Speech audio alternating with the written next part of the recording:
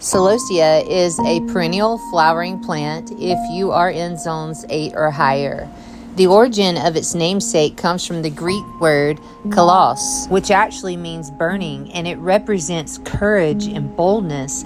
And in part, this is from the deep hued colored flowers that Celosia puts off. This year has demanded courage from me. It has demanded that I break open the cocoon that I sewed around me in last year's heartbreaking challenges. It has drawn me out of my comfort zones on multiple occasions.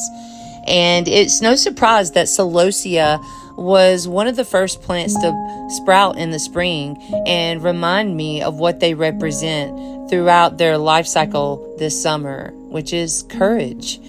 And even though they're one of the first plants to sprout in the spring, they really don't get to sing their song until late summer of July and August. But when they sing, they hit all the right notes. There is no growth in comfort. We have to get uncomfortable so we can learn, so we can explore, so we can add to our collection of tools that we utilize to get through life. And if we stay perfect and comfortable, then that never happens. Plants actually will suffer and die if you give them everything they need every single day. If you were to give them all the nutrients and all the sunlight, all the water at one time on a daily, they would never survive. Just ask a squash plant that's been overwatered. They do not like to be nurtured. And most plants want a little bit of freedom to be feral.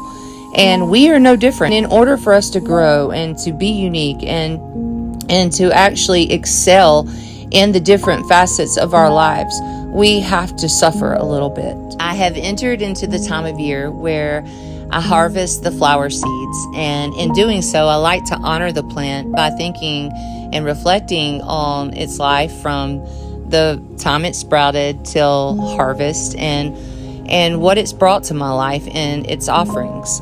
The entire plant is medicinal or edible.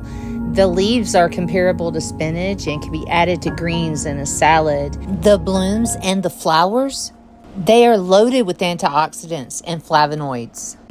And they are also nutrient dense with minerals and vitamins. You can infuse them into a water tonic or a tea. You can make a tincture.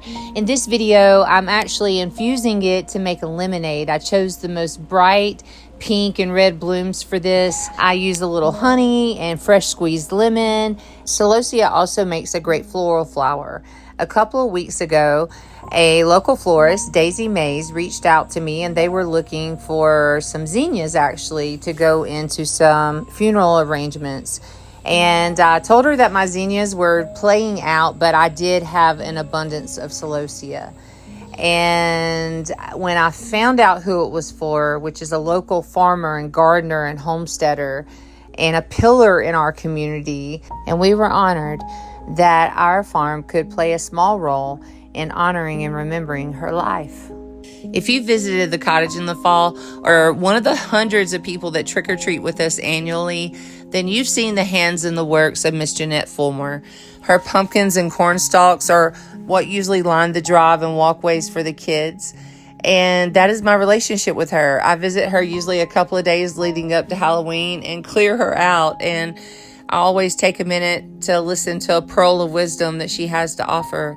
And I'm deeply going to miss that this year. And so as I harvest Celosia this year and think of its life, I am also thinking of hers.